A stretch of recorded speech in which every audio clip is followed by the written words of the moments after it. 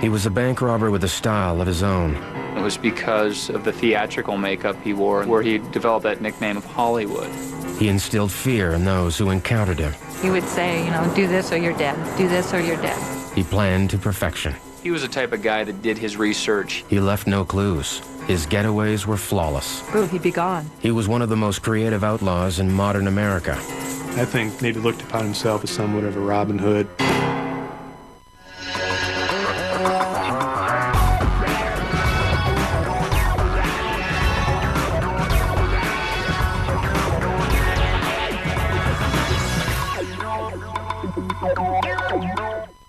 The 38-year-old Scott Scurlock was a boy who never grew up.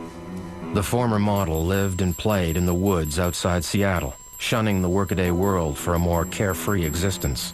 To friends like Tammy Diamond, Scott was larger than life. He reminded me of Peter Pan in the Never Never Land. He was very playful, very earthy. He was a jokester, mischievous in a fun way. Handsome and charming, he was always surrounded by admirers. He was dark-skinned and had beautiful eyes. He had lovely sculptural features. When Scott walked in a room, people noticed. Scott got by doing odd jobs, but his real passion in life was the 3-story treehouse he'd built in his own hands. His longtime neighbor and friend, Anna Schofield, remembers. I think the treehouse embodied his spirit of being both creative and close to nature, but also able to put something together structurally. It wasn't just a drawing, it was an actual place to live. It was a magical place where you felt at home right away. You didn't need permission to be there. It was a welcoming spot. And it was a place where Scott could live out his fantasies. He used to swing from ropes and make his Tarzan calls. I think he had a bit of a fantasy of himself as a Tarzan. He was a very handsome man and bright, extremely bright. He was known as Treehouse Scott. He had a small clan that he felt very protective of. I think of him as a brother, and at times in my life where I needed help or support, he was there to help me.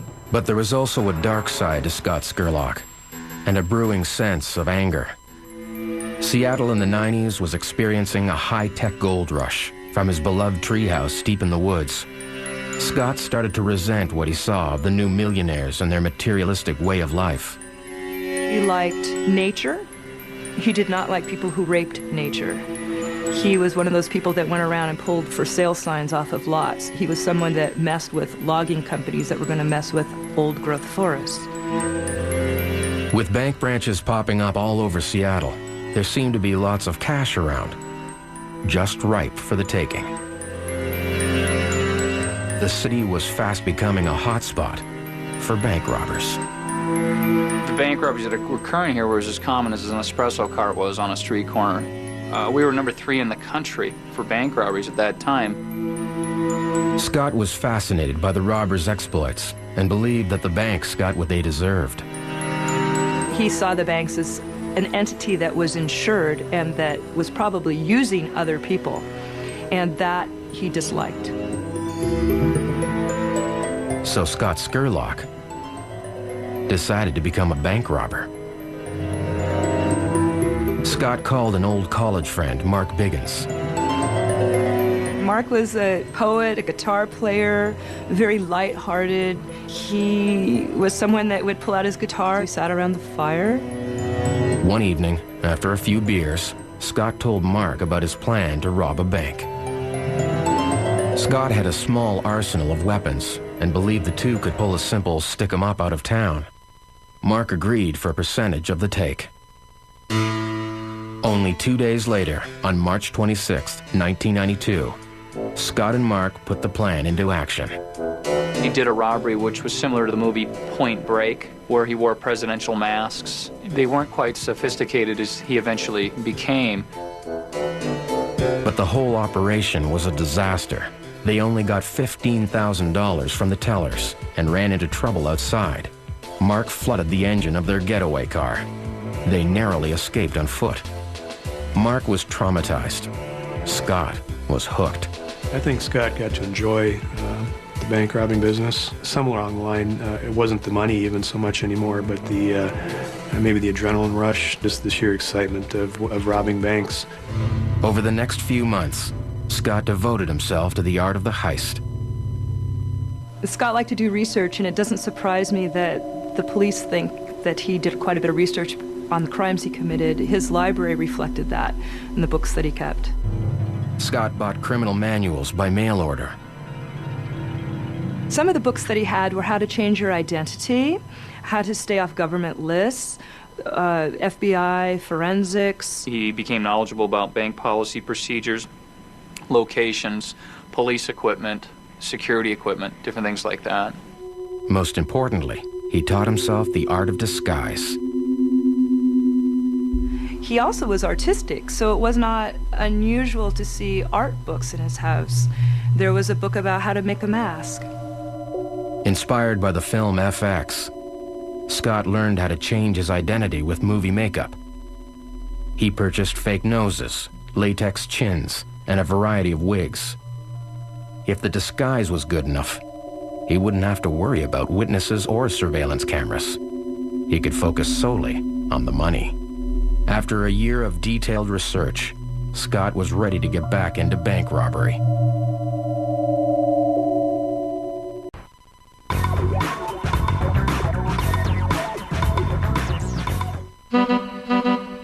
Following a near-disastrous first robbery, Scott Scurlock had spent a year researching the art of the perfect heist.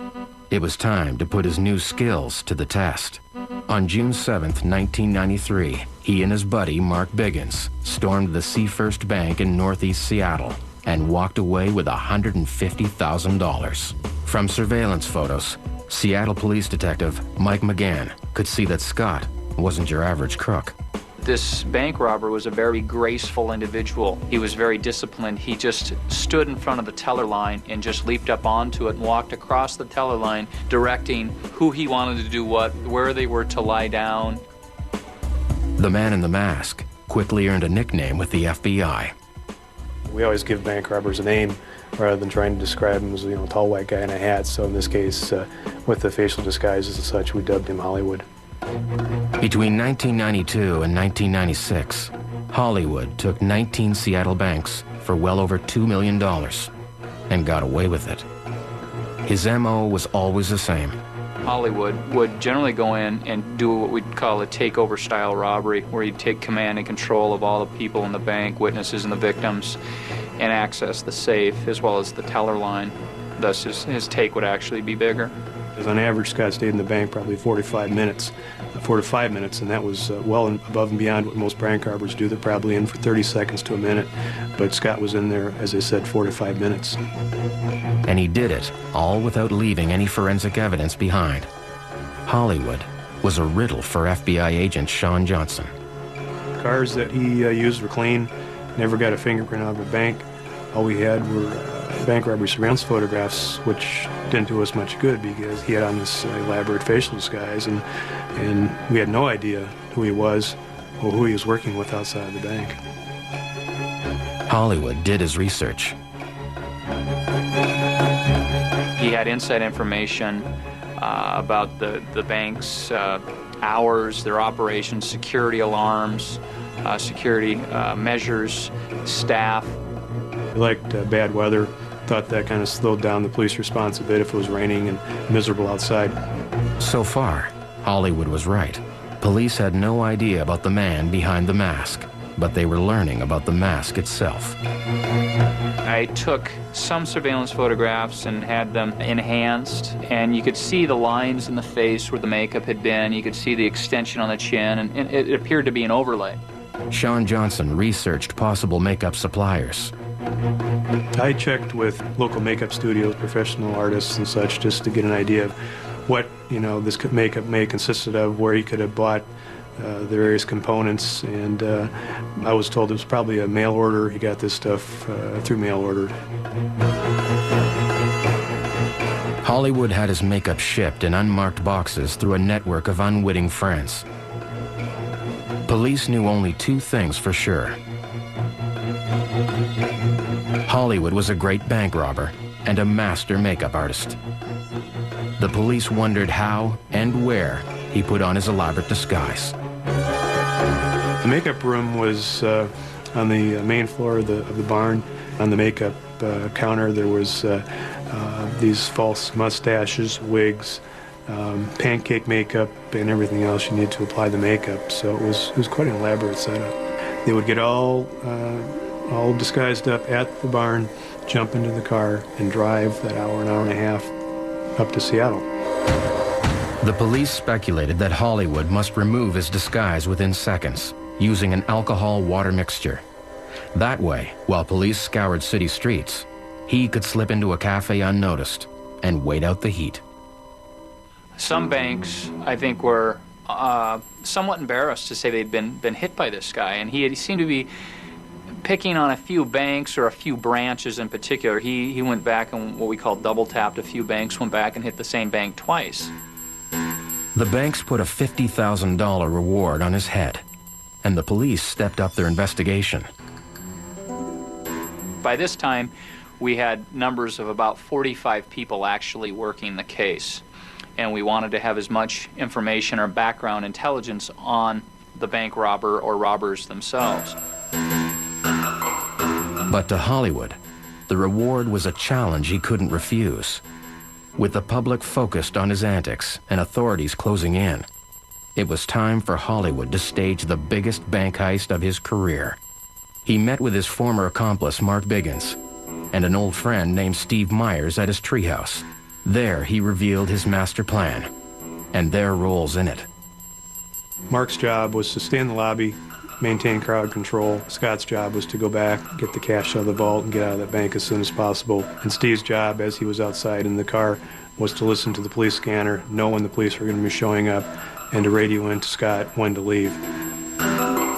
Myers listened to police scanners for weeks until he knew all the codes and alerts used to respond to a robbery. At the same time, Hollywood's gang cased bank branches all over Seattle's wealthiest suburbs. They would scout out, do surveillance on the banks. They knew when the employees showed up for work. They knew when they were leaving at the end of the day. They knew which times of the day that there were a lot of customers or people in the bank. They knew when the armored cars showed up at the banks, so there might be more money than usual. They took everything to the last degree and knew exactly what they were going to encounter when they went in the bank.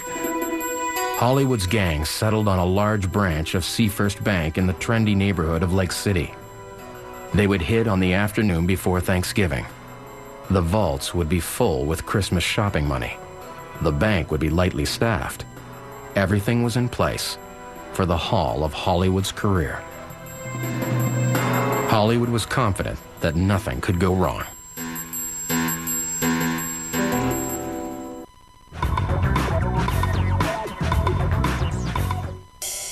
On November 27, 1996, the afternoon before Thanksgiving, Scott Scurlock, also known as the Hollywood bank robber, prepared for his biggest role to date. By his side were his accomplices Mark Biggins and Steve Myers. They all wore Hollywood's trademark disguise, latex facial features, wigs, and makeup. So it was well after 5 o'clock, getting on close to 6 o'clock is when he robbed this bank. And as usual, I'd driven up from Olympia, taken Mark and Steve with him, taken his van, drove to the bank. Steve waited at a location nearby, and as Mark and Scott walked into the bank, that's when it all started to happen. Scott had chosen Seafirst Bank in Lake City because it was large, wealthy, and full of holiday spending money. They estimated they had about 3 minutes to clear out the bank. Once inside, Scott was all business. He was very to the point and don't move or you're dead, don't do this or you're dead. Just came in and completely took everything over and had everyone under control, and he was very quick and very to the point. The robbery went like clockwork. Scott first demanded that the tellers empty their drawers. He didn't want any marked bills or die packs. The tellers complied. And after he cleared out all the teller drawers, he demanded someone to open up the vault. So the operations supervisor had the keys to the vault and opened everything up for him back there. Once in the vaults, Hollywood came face to face with more money than he'd ever seen. $3 million. He had the teller help him load up his bag. Biggins made sure that no one entered or left the bank. Hollywood radioed Myers for an update on the police. He wasn't in there a whole long time, but he had a walkie-talkie. He was talking to another person in a car. He kept saying, you know, you have so many minutes, you have so many minutes. Basically told him what was going on outside. Hollywood's bag was crammed with over $1 million when he got a panicked call from Myers. Someone inside the bank had triggered a silent alarm. The police were on their way. They had less than 60 seconds to make their getaway. At about 5:45 p.m. Thanksgiving Eve, the alert tones went out that, in fact, there had been a bank robbery in northeast Seattle. I was on my way home. I got a page from the office indicating there had been a bank robbery at Seafirst Bank. Based on the description that I heard and others at the office heard, we knew that it was Hollywood. The robbers piled into their getaway vehicles in the nick of time, but there would be no high-speed chase. For once, Hollywood's meticulous planning betrayed him. The foul weather, which he normally favored, was now slowing him down. But being Thanksgiving Eve, traffic was at gridlock on the interstate. It was 60-mile-an-hour wind gusts, torrential downpours, thunder and lightning. Worst case scenario. At that time, what I did is hopped on the shoulder of the freeway and accessed the shoulder the entire way to northeast Seattle. Meantime, the getaway driver made a fatal error and took a wrong turn, leaving the bank. He drove straight into the traffic jam. The bank robbers were now sitting ducks, and Detective Mike McGann was closing in. With my luck, I fell in behind that van. We asked to have what we call a felony stop or a high-risk stop done on that car. As McGann and his fellow officers drove near the van, Hollywood and his gang attempted an inconspicuous escape through neighborhood streets. And what they did is they just slowly took off, and I mean 15, 20 miles an hour, until they came to a rest on a side street, which was maybe just several hundred feet away from when I first spotted the van. Hollywood's van swerved off the road and into a dead end. A SWAT team blockaded the van. Then McGann saw a semi-automatic rifle aimed at him from someone in the driver's seat. I took aim with my pistol and shot 8 rounds into the back left door of the van, thinking that I could get the driver. Little did I know, there was a person behind the left door of the van, and that was Biggins. From inside the van, the wounded bank robbers unloaded their weapons at the police. Myers and Biggins fired what we counted was 37 rounds of 9mm at me and my cars. But still, with their wounds, they were able to fire their handguns at me and my coworkers. And we engaged in a volley of fire. Myers got out of the van still holding a gun, and officers had directed him to drop the gun, and again he was shot a second time. He fell to the ground. The SWAT team stormed the van. Biggins and Myers were arrested. But Hollywood was nowhere to be seen. The elusive mastermind had escaped during the gunfight. Well, unbeknownst to me, Hollywood had run down an alley southbound from that location and basically disappeared. The police found the loot, over $1 million in blood-stained bills. But there wasn't a single clue that could lead them to Hollywood. It was just like he disappeared into thin air. Would this escape turn out to be a Hollywood ending for Scott Scurlock?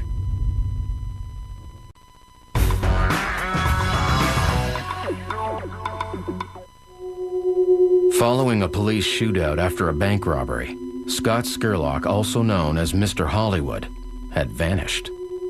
His accomplices had been arrested and quickly confessed Hollywood's true identity to the police. Authorities were now on the lookout for Scott Scurlock all over the city.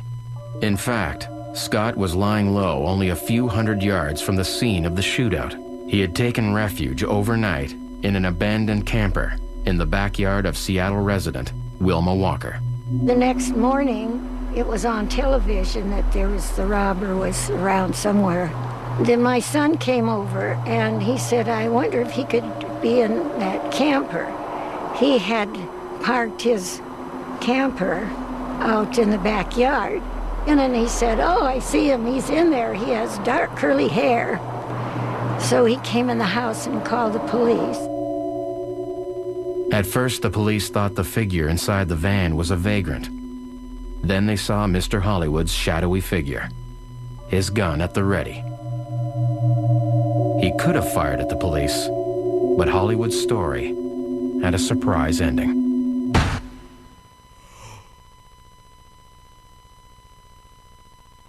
They finally found him. He had shot himself. Scott's accomplices, Mark Biggins and Steve Myers, got 18 years each for their crimes. But prison was not an option for Scott. The boy who never grew up did not want to grow old behind bars. He was the best bank robber that I knew in my 16-year career. The suicide brought Scott Scurlock's short life to a dramatic Hollywood ending.